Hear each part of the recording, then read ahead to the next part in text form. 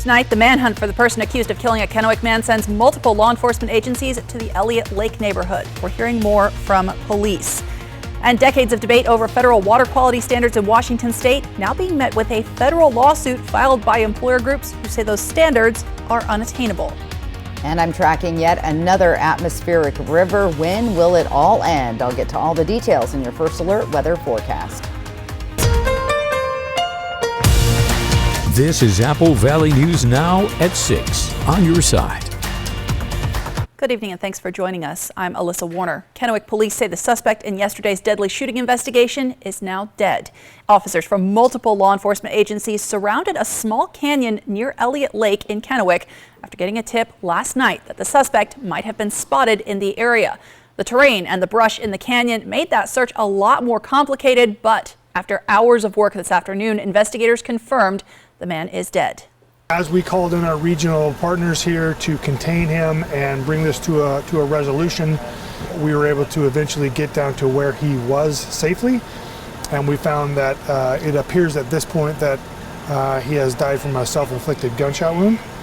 Obviously, we will have to wait for autopsy and other investigation, which will be ongoing from this point forward. So the Special Investigations Unit will be taking over the investigation into what happened today. A person has been arrested after a suspected kidnapping and car theft in Pasco. That happened after 6:30 last night. Pasco officers were first called to a crash scene at North 14th Avenue and West Shoshone for a crash report. When they got there, a woman said her car had been stolen with her 4-year-old inside. Authorities say they were able to track the vehicle using its GPS and help from a passerby who was following the car. The man was arrested near Finley. Thanks to help from a canine officer, the child was returned safely to his mother. Let's switch gears here and talk about your forecast. We're seeing a little bit of everything today. Stacey Lee has a look at what to expect for the rest of your week. We had rain, we dried out, we had a little bit of sun, and now we have rain again. Here's what it looks like across the Pacific Northwest. Continue atmospheric river at a level 4 out of 5. It's a strong one. We've been seeing flooding on the west side of the state and more continued rain showers in our region. You see it over the Hanford area coming down into the Columbia Basin. Tri-Cities will continue to see those showers overnight. Reduced visibility in the Kittitas Valley tonight. We've had low clouds and fog there all day long. Much better down the valley and into the the east slopes here of the Cascades. Tri-Cities seeing a little bit of high fog. 48 degrees. We're seeing those rain showers right now. Our humidity 93%, and our sunset was at an early 4:11 p.m. The atmospheric river continues to come again, producing flooding conditions on the west side. Here's the storm track for tomorrow. A lot of that rain continues for the eastern portion of Washington state and really starts to move across Oregon as well, getting tons of rain there and seeing lots of flooding conditions. So more scattered showers tonight. Rain continues tomorrow. Mountain snow picks up Wednesday night into Thursday and into the weekend. Get ready though. We have a little bit of a break. We'll have a sunny day on Friday. Lots of details to get to you in your First Alert full weather forecast. Alyssa?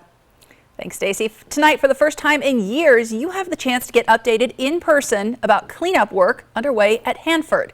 The Hanford Dialogue is getting underway right now at the Red Lion Hotel in Kennewick. While the Hanford cleanup has been going on for years, we are seeing some progress, and officials say they have some good updates to share. Many people know the history of Hanford, where the site produced the plutonium for the atomic bombs in World War II. After that was over, we switched to a cleanup mode. I bring that up because now we're going back to production almost.